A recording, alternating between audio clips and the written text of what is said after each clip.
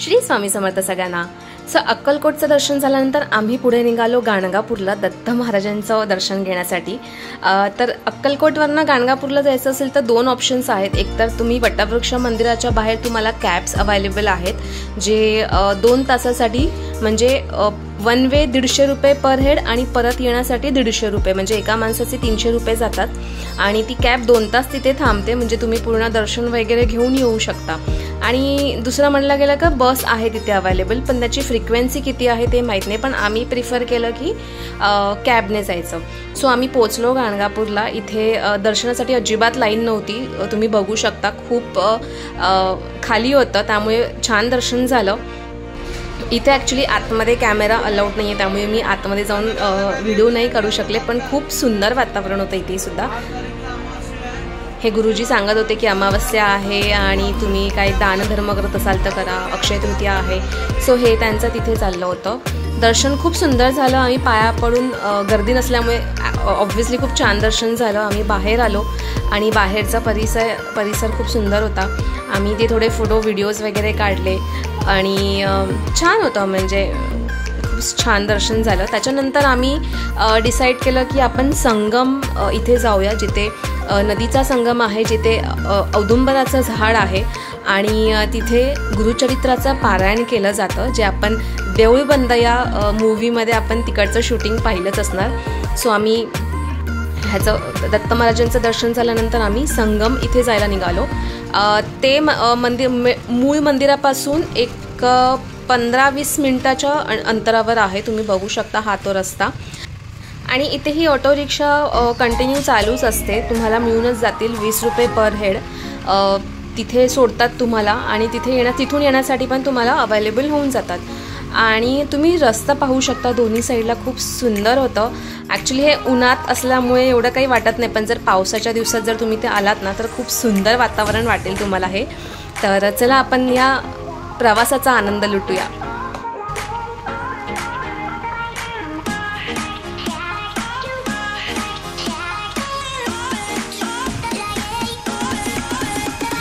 So finally आम्ही तिथे पोचलो जिथे नदीचं संगम आहे, औदुंबराचं झाड आहे, दत्त महाराजांचा वास आहे आणि गुरुचरित्राचं पारायण केलं जातं। सो आम्ही आत गेल्यानंतर इथे तुम्ही बघू शकता, इथे बरेच असे वस्तू तुम्हाला दिसतील जे हल्ली जास्त आपण वापरण्यात नाही आहेत, पण या ठिकाणी बऱ्याच तुम्हाला इथे उपलब्ध होतील। कमळगट्ट्याची माळ आहे, नंतर तिथे बरेच वस्तू आहेत, मी एवढं बघितलं नाही, पण असं ज्या मोस्टली तंत्रमंत्राला वापरले जातात ना, अशा बऱ्याच वस्तू तिथे आहेत, तुम्ही पाहू शकता। मी तिथे जास्त वेळ थांबली नाही कारण का खूप ऊन होतं आणि आम्हाला दर्शन घेऊन परत निघायचं होतं। सो आम्ही तसंच पुढे आलो।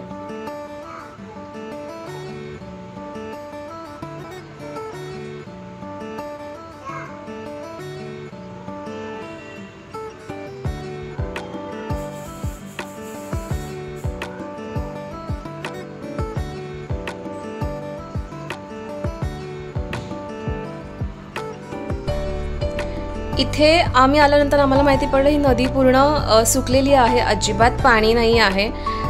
त्यामुळे थोडंसं असं हे झालं की यार आपल्याला दर्शन नाही घेता आलं। त्यामुळे तुम्ही बघू शकता पूर्ण सुकलेली आहे नदी इथे, एवढं ऊन होतं आणि तिथे विचारू नका म्हणजे खरंच। पण आम्ही तिथेच असं थोडा वेळ आलो, नंतर आम्ही पुढे निघालो जिथे औदुंबराचं झाड आहे।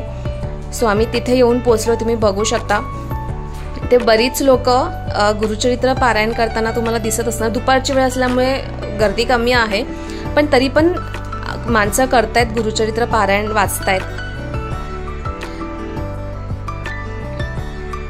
सो आम्ही गेलो, औदुंबराच्या झाडाचं दर्शन घेतलं, आतमध्ये गेलो, तिथे दर्शन घेतलं आणि जसं आपल्याला माहिती आहे की औदुंबराच्या झाडाच्या भोवती 11 प्रदक्षिणा आपल्याला मारायच्या असतात, जिथे आपल्या दत्त महाराजांचं स्थान आहे। तर आम्ही पाया पडून औदुंबराचे 11 प्रदक्षिणा घेतले।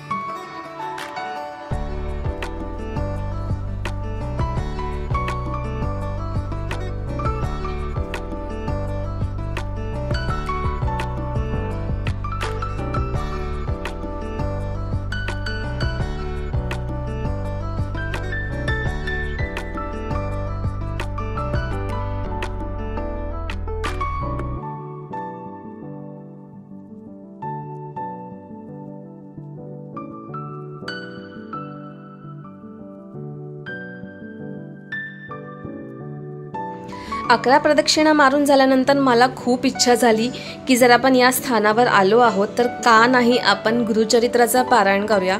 पूर्ण गुरुचरित्र पारायण करणं शक्य नव्हतं, त्यामुळे मी तिथे बसले आणि 14वा आणि 18वा अध्याय पठण केला।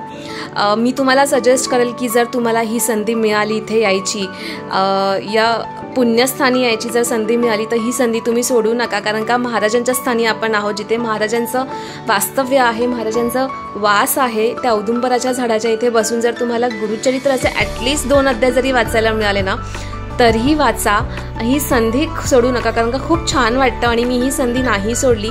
खूप प्रसन्न वाटलं ते 2 अध्याय वाचून मला, आणि मी खरंच तुम्हाला सांगेल की जर इथे येण्याचं भाग्य जर तुम्हाला मिळालं ना तर हे 2 अध्याय ॲटलिस्ट वाचल्याशिवाय इथून जाऊ नका। खूप छान वाटतं, खूप अनुभव येतात, तुम्ही नक्की ट्राय करा। सो हे वाचून झाल्यानंतर आम्ही परत निघालो परतीच्या मार्गाला, कारण का जसं मी म्हणाले की खूप ऊन होतं आणि आम्हाला परत निघायचं होतं, संध्याकाळचा आमचा रिटर्न यायचा प्लॅन होता। सो आम्ही निघालो आणि जाण्याच्या मार्गाला इथे ना खूप सुंदर हनुमानाची मोठी अशी मूर्ती आहे, स्टॅच्यू आहे, आणि तो बघून लिटरली म्हणजे असं खूप भारी वाटतं। मी तुम्हाला दाखवते पुढे। स्पेशली हे दाखवण्यासाठी मी कॉर्नर सीटला बसली होती, त्यामुळे तुम्ही बघू शकता खूप भव्य दिव्य अशी मोठी हनुमानाची मूर्ती इथे होती। छान वाटलं बघून।